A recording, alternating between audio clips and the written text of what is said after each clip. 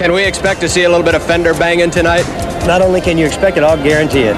Glenn Harris in the Mazda on the pole, and he has the advantage at the start, but Jeff Huber in the Ford making a strong move right behind him. They head down the back straightaway over the steel jumps created by Mickey Thompson and used here at this Orange Show Fairground Speedway.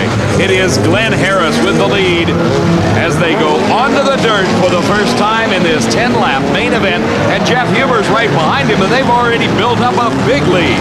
Right now it is Glenn Harris trying to hold on to a rather precarious lead at the moment as the Ford of Jeff Huber closes as they come onto the asphalt, and Huber spins out. He sure does. Look at that. He stayed on the throttle. He brought it all the way around 360 degrees, and he's back in the race. The Ironman, 39-year-old Ivan Stewart challenging for the lead at the end of lap number 4. It is Stewart in second place, Harris in the lead, and Jeff Huber remains in the third spot. They come down the back straightaway, and Stewart comes in hot. He spins it out as the truck comes spinning around, and there goes Jeff Huber into the number 2 spot. Stewart is asking for a push from the safety crew. They back him up out of the way. Maybe he can get the truck restarted. I don't know. Obviously, it won't start under its own power. Here's Jeff Huber now challenging the Mazda of Glenn Harris for the lead. The crew pushing hard on this pickup truck, and they bring it to life. Ivan Stewart is back in the race. And how close behind is Huber? You can see it there. Just a few feet separate these two trucks. Glenn Harris goes into the turn. There's some slower traffic ahead of him. Jeff Huber dips down to the inside, and they collide behind the slower traffic. And Jeff Huber is in the lead. There's a lot of body work coming off of Glenn Harris's truck as we see him pulling up behind Huber. Oh, the parts and pieces are flying. Look at the hood flying up on Glenn Harris's Mazda. There goes the bumper. The hood is just flying in the breeze. It's made out of fiberglass. It's very lightweight. But when it flies up, how does he see? Boy, it's real tough. And now it's peeled back all the way against the windshield. With about 2.5 laps to go, look at the problems facing Glenn Harris. He can't see. The hood has now come down in front of his vision. He is literally, Kelly, feeling his way around this racetrack. He's doing a remarkable job out there, Dave, trying to work his way over those bumps, probably using a lot of the crash walls to see where he's going. Jeff Huber knows where he's going, hopefully to the checkered flag.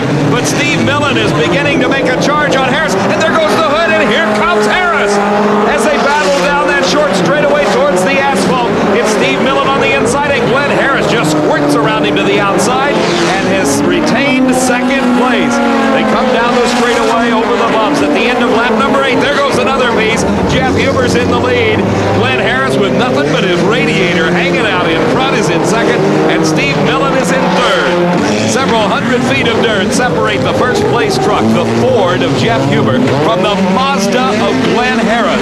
That's the one without the front end. There's no bodywork left, and they're running into each other again. What a race we have for second place tonight. Glenn Harris is really doing a great job holding off Steve Millen, and Millen is virtually driving over his tailgate to get around him.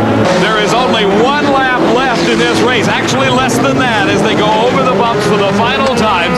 Jeff Huber just trying to point his truck around in a safe and sane manner, while behind him goes on the battle of the century in the Grand National Sport Trucks. Look at him fly over the bumps, and I'll guarantee you Glenn Harris just drove over the back of Steve Millen. Dave, Glenn is not lifting off of that throttle.